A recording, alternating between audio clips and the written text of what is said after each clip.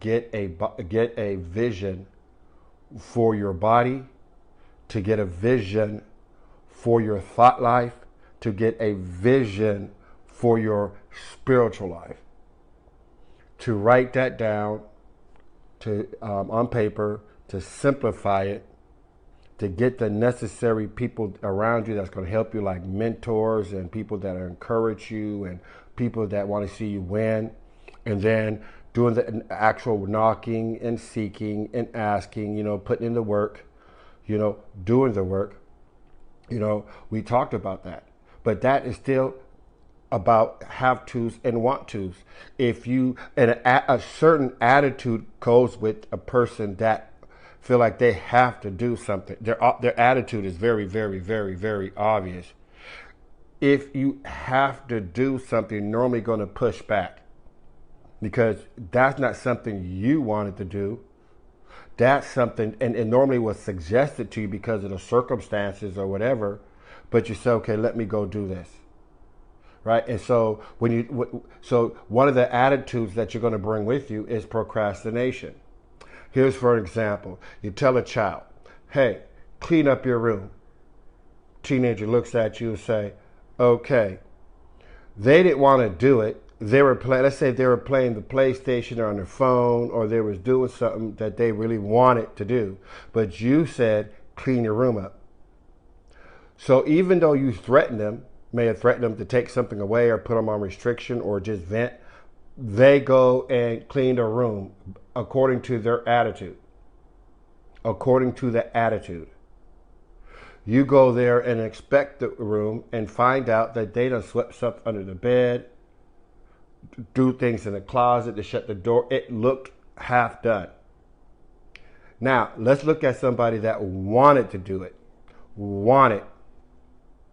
Teenager said, Pops, I would like to get a new game, or for my PlayStation, or I'd like to get this, or like to get that, so maybe some new clothes, for the prom or the tello. And you said, well, I don't hear you unless you clean that room up. And if you do so, we're just going to spend the day. And matter of fact, I got about 5 racks to pour into this.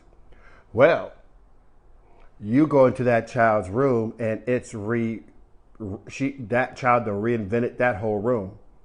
That room is clean from underneath the bed, from in the closet. You could probably wipe the top of the door jambs and find no dust, because the attitude is obvious.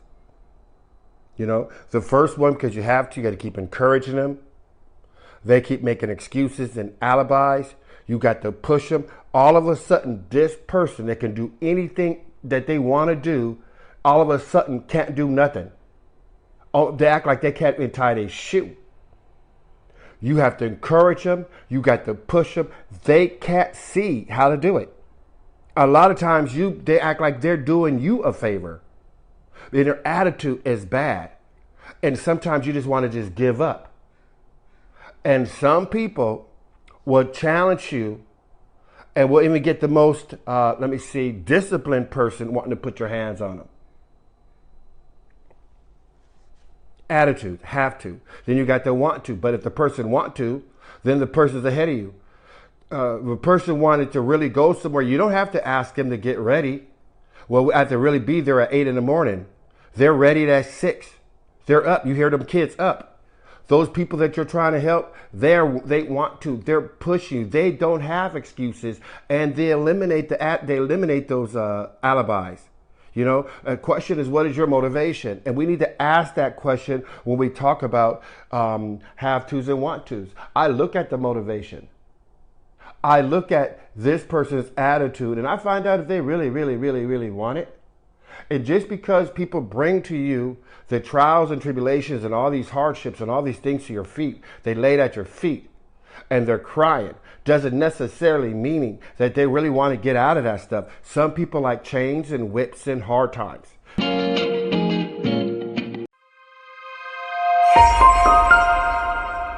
What is your motivation? And we need to ask that question when we talk about have tos and want tos. I look at the motivation. I look at this person's attitude and I find out if they really want it.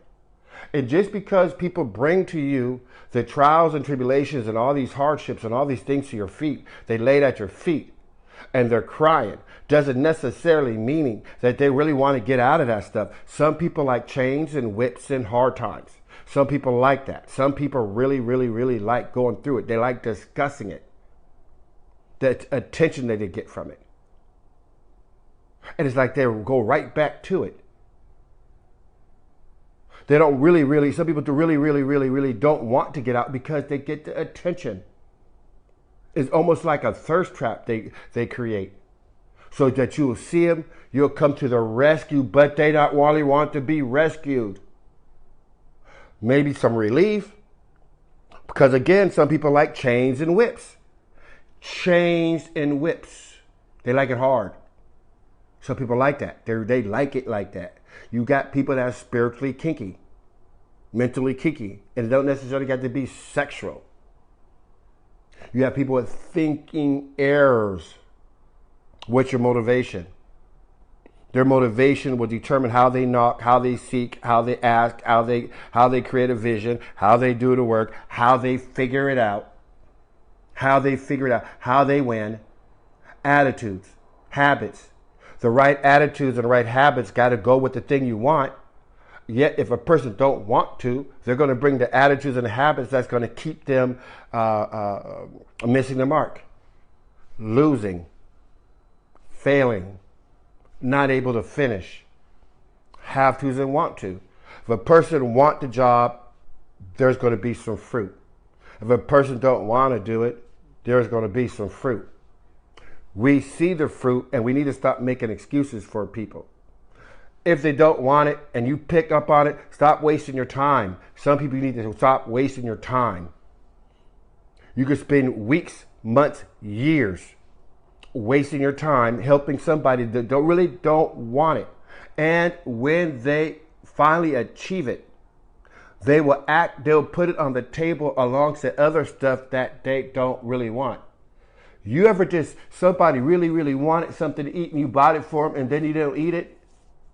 You know, you ever did that? You took your kids somewhere, got them something they really didn't want it? You obviously, because they didn't tear it up when you got it. You know, or you purchased something and it's still in the bag.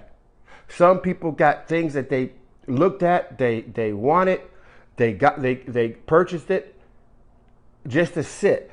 Why do they want it? They really didn't want it like that. But they sold you. They really didn't want to get out of that situation like that, but they sold you on it. You know what I mean? And we get upset because we buy into it and we help them and we find out they really didn't want it. Did you want what you got when you got what you wanted? Well, because there want tos and have tos. If a person, we got people in this group that want to do things, and there's people that have to do some things for whatever reason. You ain't got to get up in the morning. If you feel like you have to, then you're going to take the right attitude and the right habits to If you want to, then you're going to do some things, right? And you're going to overcome some things. You're going to figure it out. Like I had to this morning. You know, how do I get this walking? Let me get this walking. Then I come up with some excuses. Because all of a sudden I felt the pressure in my leg saying, oh man, I need to get this water and I need to get this water out. And I wanted to come up, I wanted to create an excuse and an alibi. The reason why is because this, that, or the other. So anyway, I just thought I'll throw that out there. There's a difference between have tos and want to. And what is your attitude today about what you got to do, about the task at hand, about your vision? Do you really want to? You got to create a vision. You got to do that. You know, you got to. And you got to work on it. It's going to take a while. I've been working on me for a minute, and it's just like I feel like I'm just scraping the surface.